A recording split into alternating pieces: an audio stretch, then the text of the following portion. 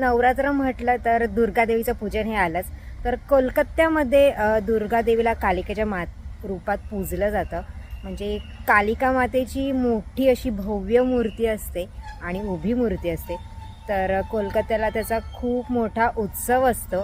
तर आणि अशा उत्सवामध्ये आपल्याला कोलकात्याला तर नाही जाता येत, पण आपल्या मुंबईमध्ये सांताक्रूजला अशी कलकत्त्याची कालिका माता बसवलेली आहे. तिचं पूजन केलं जातं 9 दिवसात. आणि तुम्हाला सुद्धा दाखवणार आहे की ही कालिका मातेचं रूप कसं असतं. आणि मेन म्हणजे कलकत्त्यामधलं जे आर्ट आहे ते वेगळं आर्ट आहे. तर ते त्यांच्या देवांमध्ये आणि त्यांच्या संस्कृतीमध्ये नेहमीच दिसत असतं. तर असंच आर्ट देवीमध्ये सुद्धा आहे.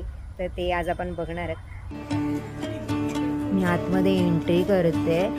बापरे, समोर बघते तर काय केवढा मोठा हा दरबार आहे. देवीचा महाल बनवलेला आहे आणि समोरच देवीची मूर्ती बघून खरंच मला आता सुचतच नाही आहे. एवढी भारी आणि सुंदर मूर्ती. साक्षात मी कलकत्त्याच्या देवीला बघते. साक्षात माझी एकीराईच मला दिसते समोर आणि सर्व देव उभे आहेत. आणि महिषासुरमर्दिनी दुर्गा देवी कालिका माता बघते समोर असं वाटते.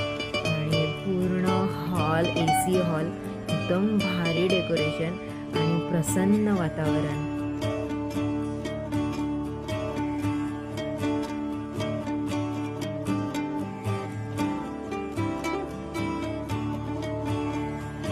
ज्या दुर्गा मातेचं आता मी दर्शन घेतलं आहे त्या मातेला नॉर्थ बॉम्बेची सर्वजनी दुर्गा माता म्हणजे कालिका माता असं ओळखलं जातं. आणि मेन म्हणजे ही दुर्गा माता इथे स्थापित केली आहे ती काजल आणि राणी मुखर्जी यांच्या पंजोबांनी.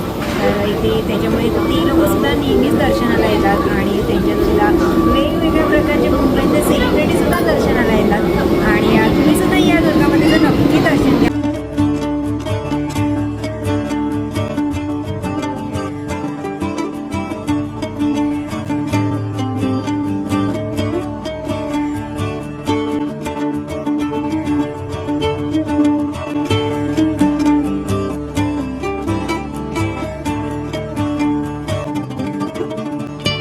कलकत्ता असो किंवा मुंबई, दुर्गामातेचा उत्साह तोच. बंगाली शैलीतली ही दुर्गामाता आणि हा सेटअप तुम्हाला कसं वाटलं ते नक्की सांगा आणि नक्की या मातेचं दर्शन घ्या.